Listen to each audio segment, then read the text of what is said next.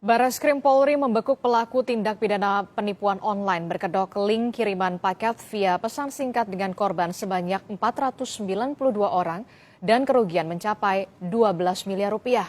Pelaku saudara meretas ponsel korban dan menguras rekening lewat mobile banking dan juga dompet digital.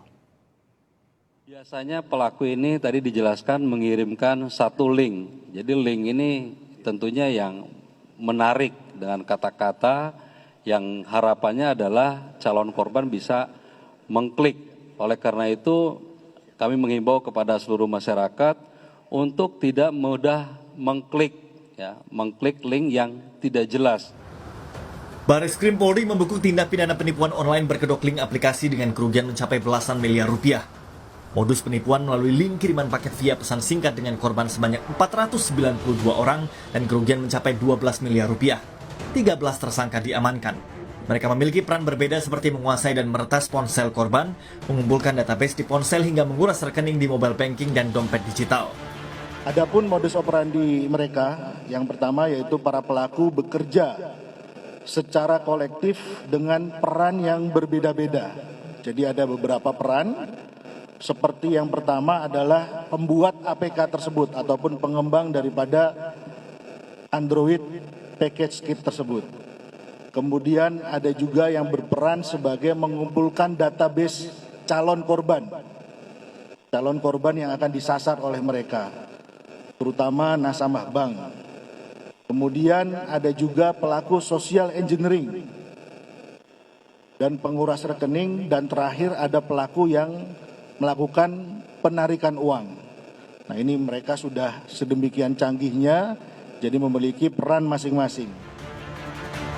Dalam aksinya, pelaku mengirimkan link ke aplikasi pesan singkat korban yang menyatakan korban telah memesan paket dan kirimannya telah tiba. Korban yang penasaran membuka file karena tertulis lihat paket. Ternyata korban membuka link penipuan untuk meretas ponsel korban. Peretasan untuk menguasai semua aplikasi di ponsel korban termasuk mobile banking. Saat membuka link, korban terkejut karena ada pemberitahuan ponselnya telah diretas. Korban saat itu tak mampu mengakses ponsel miliknya termasuk semua aplikasi. Pelaku menguasai ponsel korban dan dapat mengakses data perbankan, email hingga aplikasi pesan singkat. Dalam waktu singkat, pelaku menguras rekening korban melalui aplikasi mobile banking atau dompet digital. Dalam kasus penipuan berkedok pesan singkat kiriman paket yang dibongkar Barreskrim, korban sebanyak 492 orang dengan kerugian mencapai 12 miliar rupiah. Ternyata install aplikasi. Nah, celakanya sebenarnya ketika ngeklik link itu akan diminta permission gitu. Apakah boleh ngakses SMS? Apakah boleh ngakses data, apakah boleh ngakses phone book, Nah, masyarakat kita suka nggak peduli, tekan yes. Okay. Secara default